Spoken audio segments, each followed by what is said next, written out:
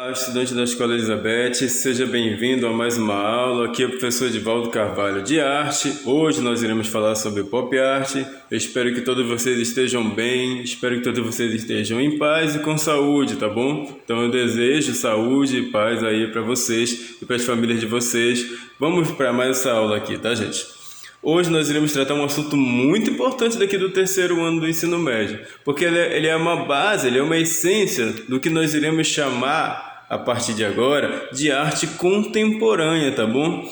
Então você vai ver uma divergência muito grande, uma diferença muito grande, tá? Na temática artística desse movimento e mais ainda dos que vêm a seguir, né, depois dele, em relação ao que nós tínhamos anteriormente. Mesmo que a arte moderna tenha causado uma revolução no campo artístico, né? Isso levando em consideração ao que tinha essa arte antes da arte moderna, que era aquela chamada arte acadêmica, que era a arte formal, ensinada nas academias de arte. Vocês já estão cansados de ouvir sobre isso, né? Nós já falamos sobre esse discurso, sobre esse tema várias vezes, que a arte acadêmica ela era muito rigorosa, ela era muito formal, e que isso ali depois do neoclassicismo começou a ser rompido pelas chamadas vanguardas artísticas, que foram os movimentos, né, terminados com ismo no nome, que foram surgindo: o impressionismo,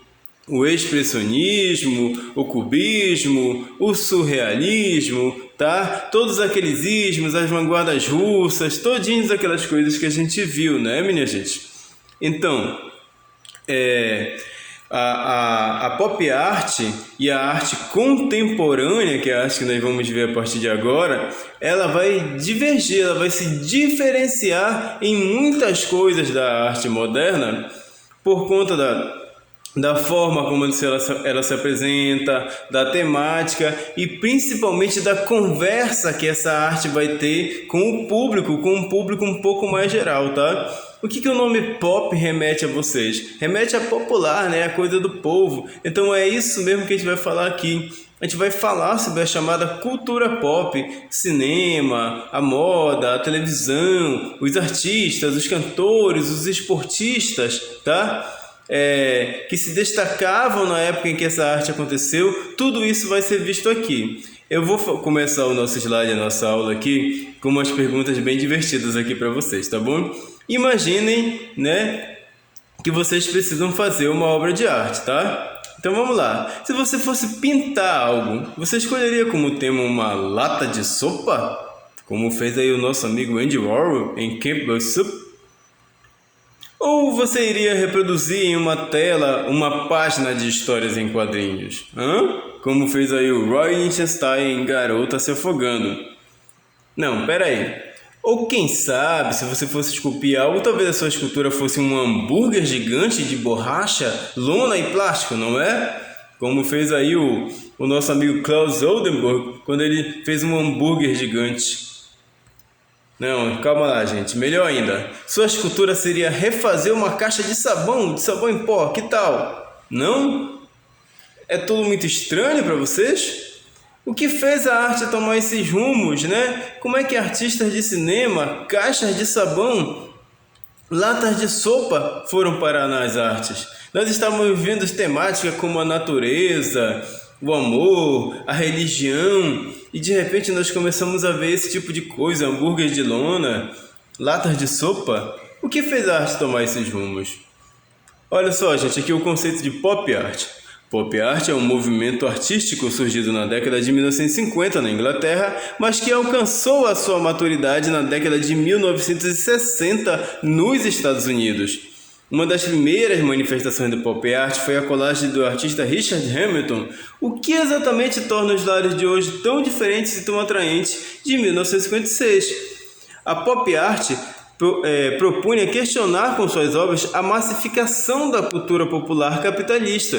Procurava a estética das massas, gente. Quando a gente fala das massas, a gente fala do povo, das pessoas. O que as pessoas estão curtindo, o que elas estão gostando, o que elas veem, né? Então a arte vai passar a trazer essas imagens massificadas, essas imagens altamente reconhecíveis das pessoas para as telas de arte, para as esculturas, para os desenhos.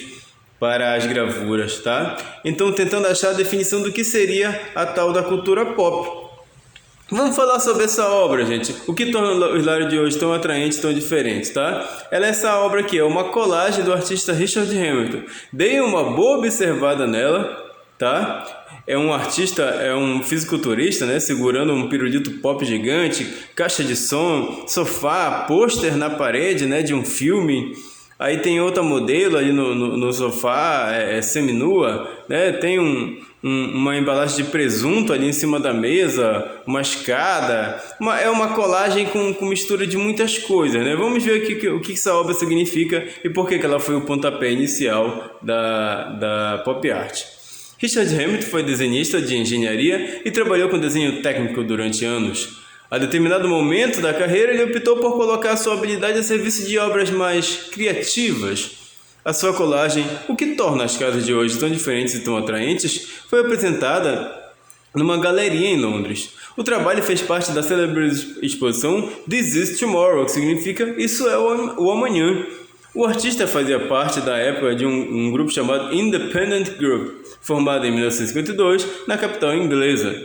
Os críticos consideram a colagem como uma das primeiras obras realmente características da pop art. Por quê? Porque ele vai trazer para a arte coisas reconhecidas do público, né? Em relação à música, cinema, até mesmo o pirulito pop. Este movimento artístico se opôs ao expressionismo abstrato, que tinha o domínio do cenário artístico desde o período que marca o final da Segunda Guerra. Vocês devem estar lembrando aí do expressionismo abstrato, né? Do nosso amigo Jackson Pollock, que ele respingava a tinta sobre a tela, fazia a chamada action paint, né? A pintura de ação. Esse foi um assunto que nós vimos logo depois do expressionismo, tá, gente? Mas como eu falei para vocês, esse assunto do expressionismo abstrato, nós vimos ele... não assim seguindo a linha do tempo da história da arte, porque eu queria confrontar ele com o expressionismo alemão. Mas enfim, era ele o movimento que estava em voga. E a pop art ela veio para brigar com esse movimento, tirar ele de tempo, tá? A estética da pop art era figurativa e, além dos objetos de consumo e da publicidade, seu repertório tinha como influência a televisão, o cinema, os quadrinhos, a fotografia, os produtos de consumo e a moda.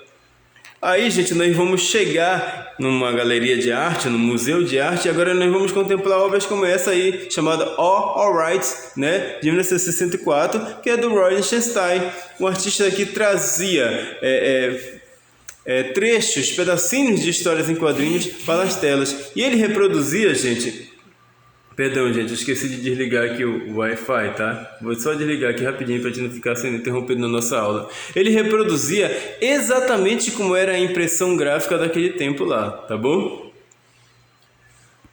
Com o avanço das técnicas de impressão, principalmente a serigrafia e materiais de suporte, tais como goma, espuma, poliéster e acrílico, que esses artistas refletiam o espírito da indústria cultural. Vocês estão vendo que até o próprio material de se fazer arte vai mudar, né? Vai ser um material um pouco mais com cara de fabricação, né? De fabricação industrial. A arte deixou de ter uma aura, ela podia ser reproduzida indefinidamente como qualquer produto de consumo. O que você quer dizer com isso, professor? Tá? O que era uma aura artística? Era o fato da obra ser única, só existe uma Mona Lisa, né? Só existe... as obras elas geralmente eram únicas, por mais que o artista reproduzisse, ela ficava diferente, né? De uma forma ou outra. E aqui nós vamos ver que essa aura artística de um produto único se perdeu, quando o artista ele pode agora reproduzir, através da técnica de serigrafia, diversas vezes a mesma imagem, como fez o Andy Warhol aí com a imagem da Marilyn Monroe. Ela virou um produto de consumo, gente, um produto fabricado em larga escala, como os produtos das grandes fábricas, né? Elas não produzem uma única caneca, uma única lata, elas produzem diversas canecas, diversas latas, e foi isso que aconteceu, né, com essa arte aí. As características da pop art: o uso de novas técnicas misturado com as tradicionais, o repertório imagético popular e as cores intensas deram o tom da pop art, né? Imagens reconhecíveis a pop art vai usar.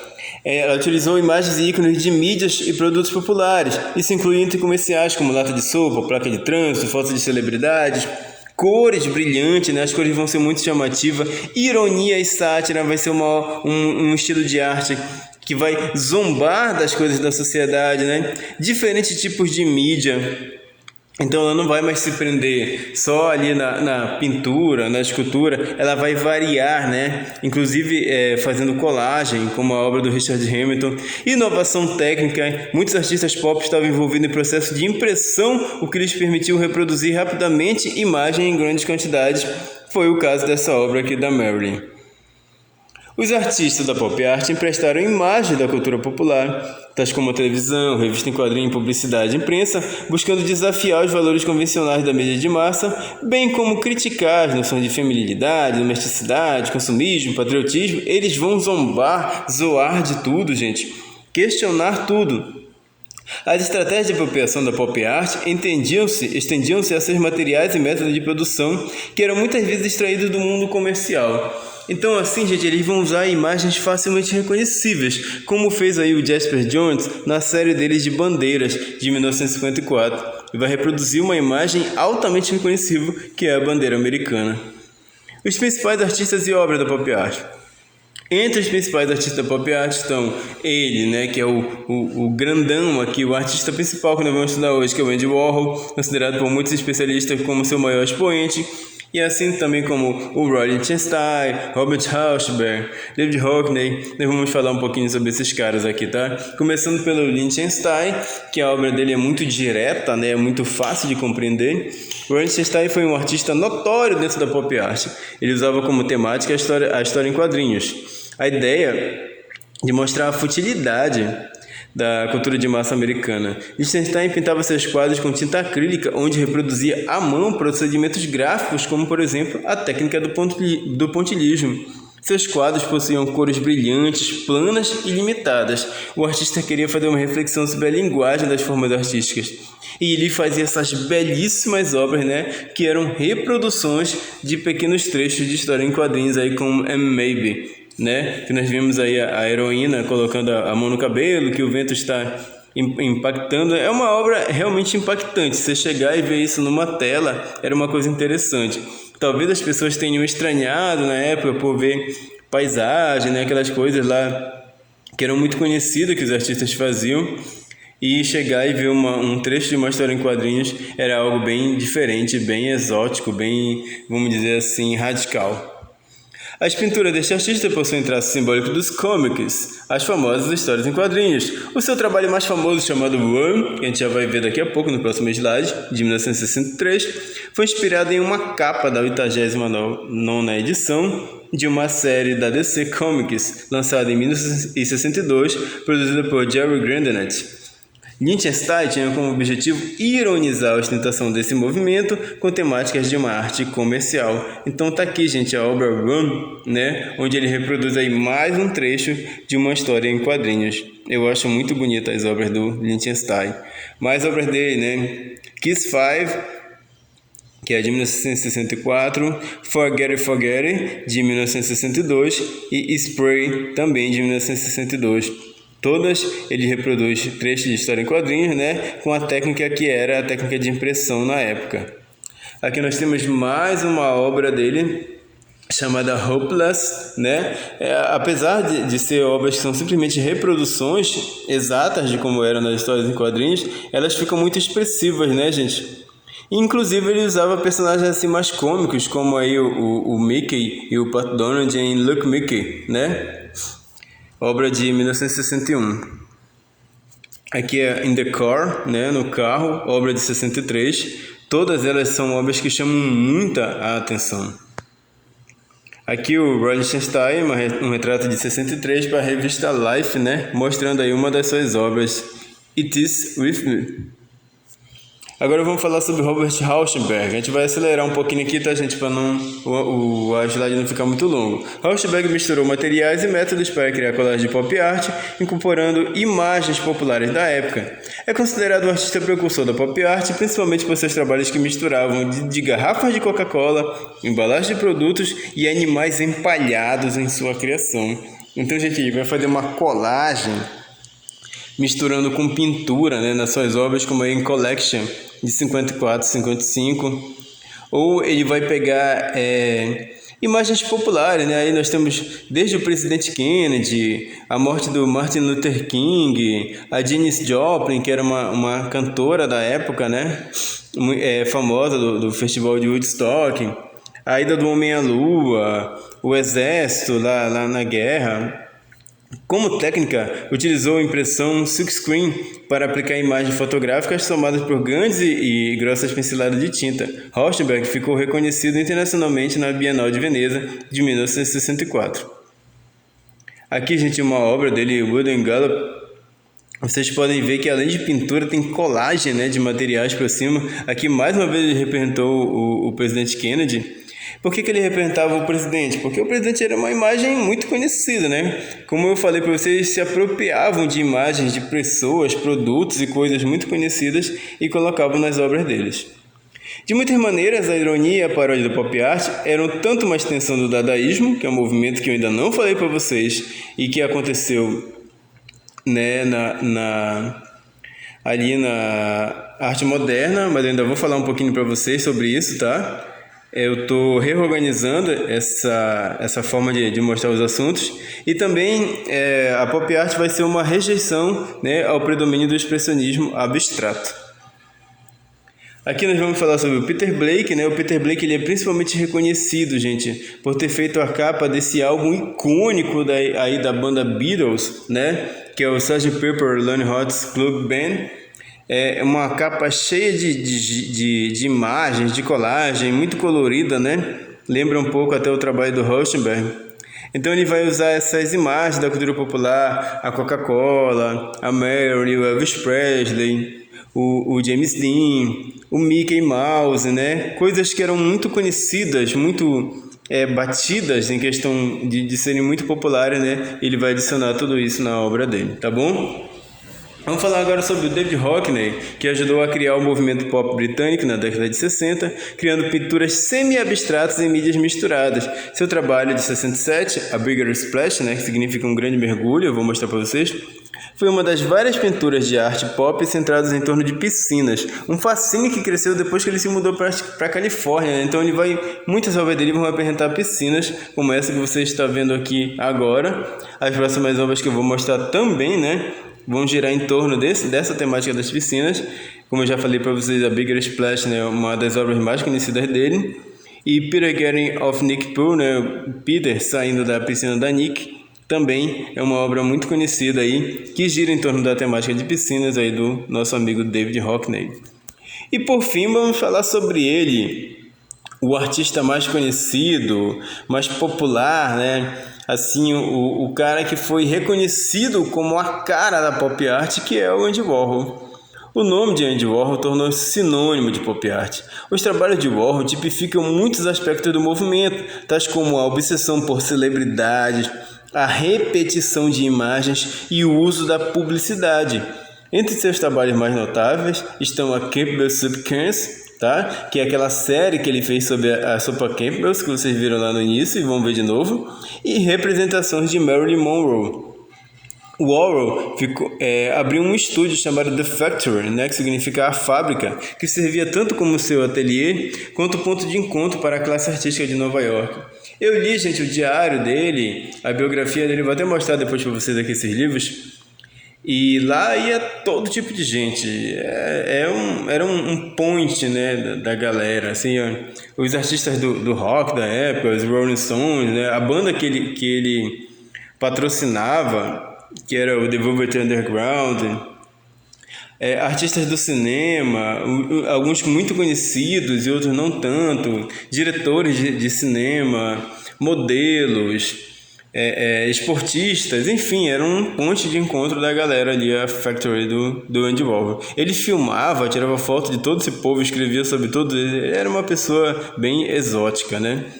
Então, gente, essa série de latas de sopa Campbell dele, que ele vendia por um valor altíssimo, viu, gente?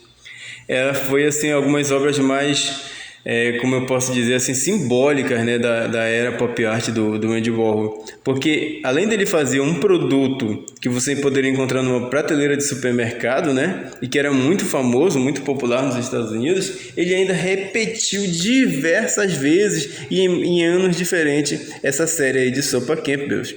O Papo é Pop.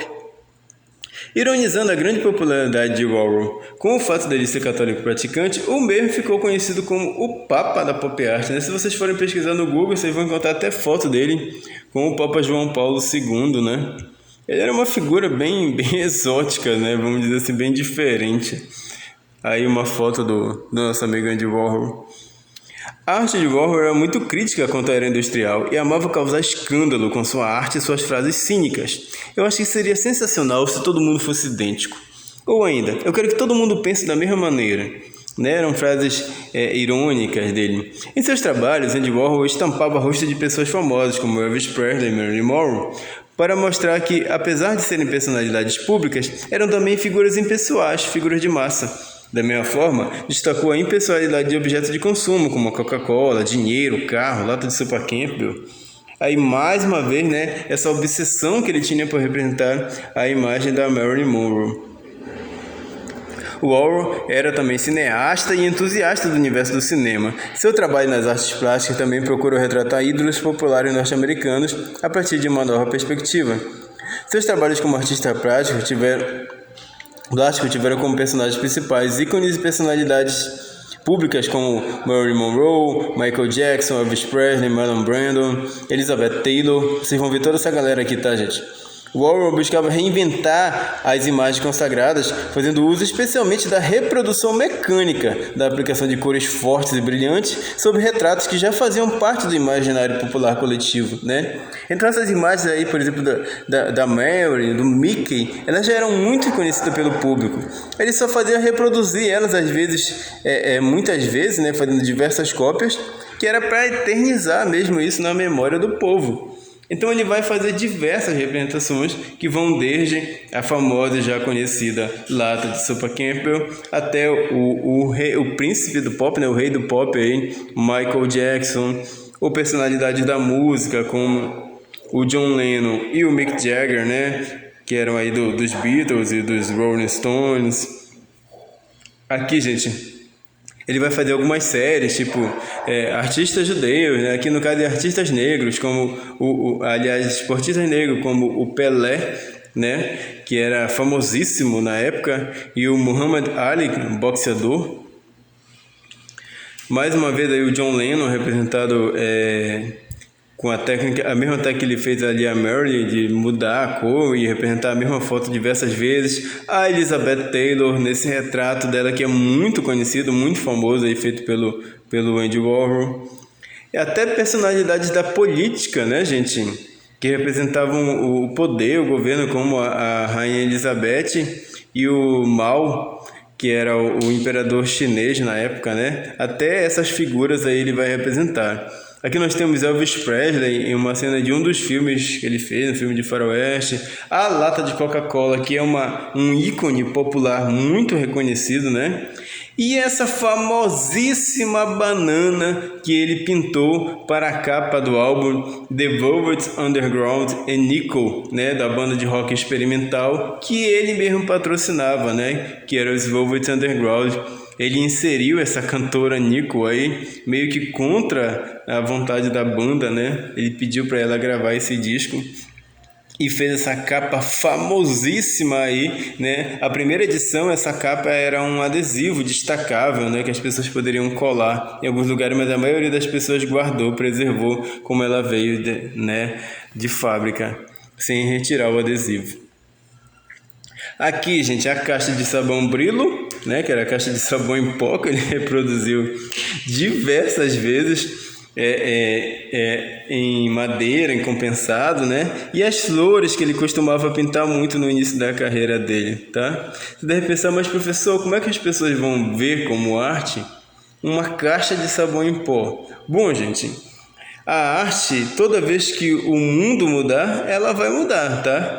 Eu sempre falo essa frase para vocês. A arte, ela nunca é estática.